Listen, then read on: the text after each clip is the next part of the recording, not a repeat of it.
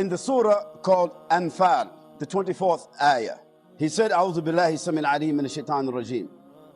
يا أيها الذين آمنوا استجيبوا لله وللرسول صلى الله عليه وسلم إذا دعاكم لما يحييكم واعلموا أن الله يحول بين المرء وقلبه وأنه إليه تحشرون واتقوا فتنة لا تصيبن الذين ظلموا منكم خاصة واعلموا أن الله شديد العقاب.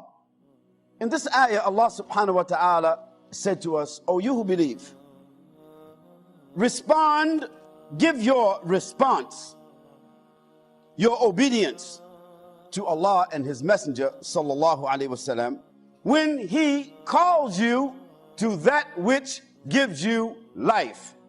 And know that Allah comes between a man and his heart.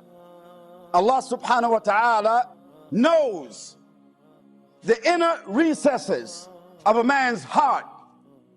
And that knowledge of Allah subhanahu wa ta'ala can fortify that if it is good. And Allah can reject it if it is other than good. Because Allah, He knows what is between the consciousness and the heart of a person. Allah, He knows. Then He says to us after that ayah, and to fear fitna, that is disturbance or corruption or social upheaval. Fear the fitna, the corruption, the social upheavals that does not only affect those of you that do the evil in particular. This is a very special ayah, a very special sociological meaning here.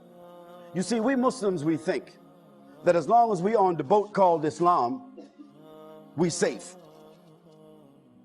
Even though we are on the ocean of kufr, we think we're safe.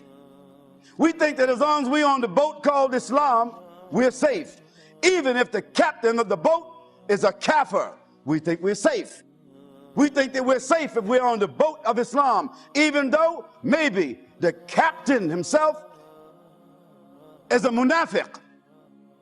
He already been paid to take us another direction. He's a Muslim, but a munafiq, a criminal. He's been paid by kafirs or others to take us another direction. But we think because we're on the boat of Islam, we think we're safe. No.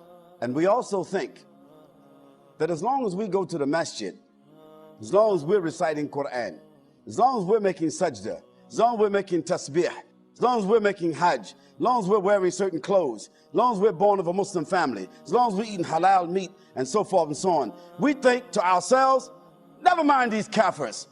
Allah will accept our prayers. We will be judged for ourselves. No, Allah is telling you and me that if you live in a diseased environment, you also will get the disease.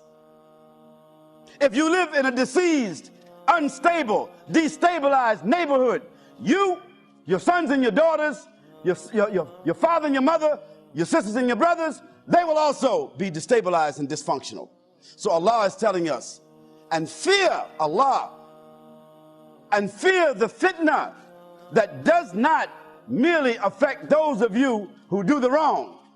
No, the Prophet ﷺ gave us an example of that. He said, he gave us the analogy of the people who got on a boat, and some was in the upper deck and others was in the bottom deck. We Muslims is like the ones on the upper deck. We don't drink, most of us. We don't gamble, most of us. We don't drug, most of us. We don't commit zina, most of us. We don't do those things, most of us. That puts us in the top of the boat. That puts us in the top of the society because we are sober. We are conscious. We are guided. We are aware. We are disciplined. We are Muslims, mashallah, in the top of the boat. But there is some others in the bottom of the boat.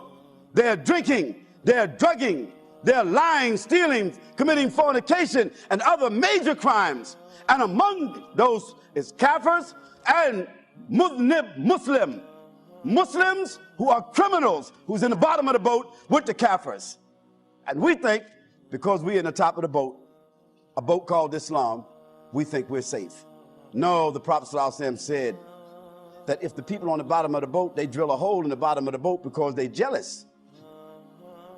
They drill a hole in the bottom of the boat because they want to get their own water. They don't want to be coming up to the top to be getting nothing from you, even though they know what you got up on top. They don't want to do that. So they say, you stay on the top, we on the bottom, that's our part of the boat. We're going to drill a hole, get our own water, do what we want to do. That's the society.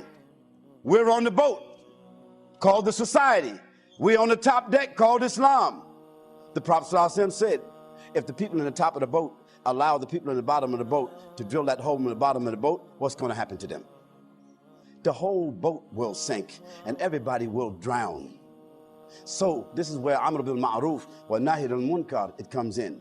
That we have to stop the people on the bottom of the boat from doing that action, because just because those of us who fear Allah, we think we won't be affected, we will be affected. So Allah subhanahu wa ta'ala said, Istajibu lillah wa lir Rasul sallallahu alayhi wa sallam. Respond to Allah. When He calls you, and His Messenger sallallahu alayhi wa sallam, when He calls you to that which will give you life. What does it mean, give you life? Doesn't mean give you physical life, you're already living. But it means bring dignity into your life. Bring honor into your life. Bring empowerment into your life. Bring functional stability into your life. Bring distinction into your life. This is what Allah is telling us, that by responding to Allah and His Messenger, that response will bring you a new sense of life.